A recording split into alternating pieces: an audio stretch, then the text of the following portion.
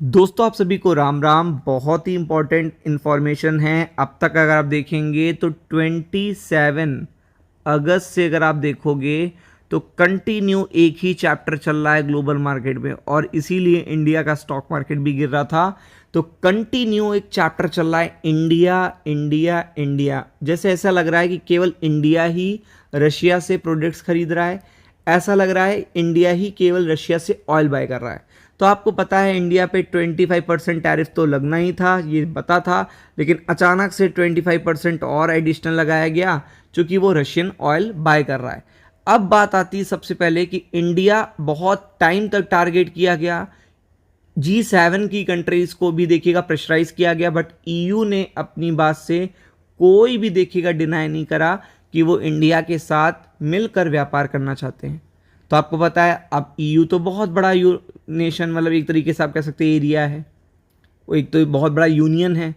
फिर BRICS India के साथ है, फिर चाइना इंडिया के साथ है, फिर रशिया इंडिया के साथ है। तो ऐसे में ट्रम्प साहब को ये लगा कि इंडिया चुपचाप अपने पर्टिकुलर बिजनेस को आराम से स्विच कर सकता है China, European, western nations and BRICS में।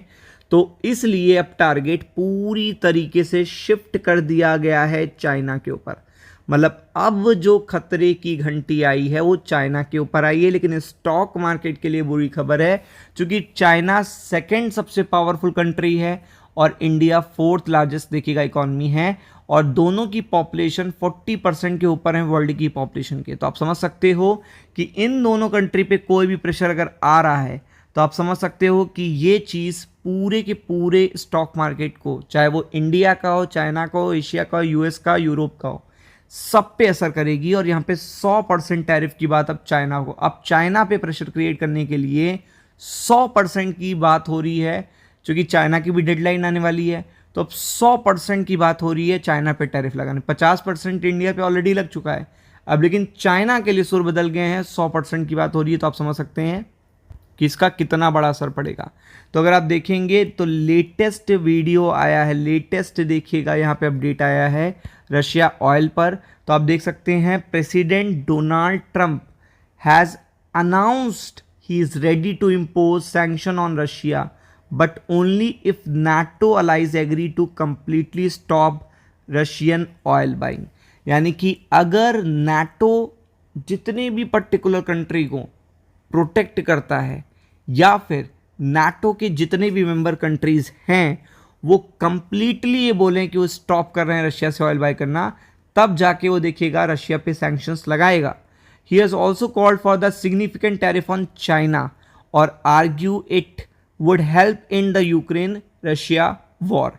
तो अब सीधा उनका नेक्स्ट टारगेट हो गया है चाइना हिट्स बैक। चाइना ने भी देखिएगा, आपको पता है चाइना शांत नहीं रहता। चाइना ये मत सोचिए कि वो शांति से आपका स्टेटमेंट सुन लेगा, वो तुरंत रिएक्शन देता है, बहुत ही रिएक्टिव कंट्री है।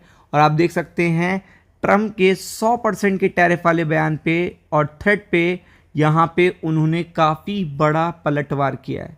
आप देख सकते हो यहाँ पे काफ़ी बड़ा पलटवार किया। और इससे पहले भी देखिएगा जब चाइना ने देखिएगा टैरिफ बढ़ाए गए उसके ऊपर, तो कंटिन्यू उसने भी टैरिफ बढ़ाया अमेरिका के ऊपर, कंटिन्यू।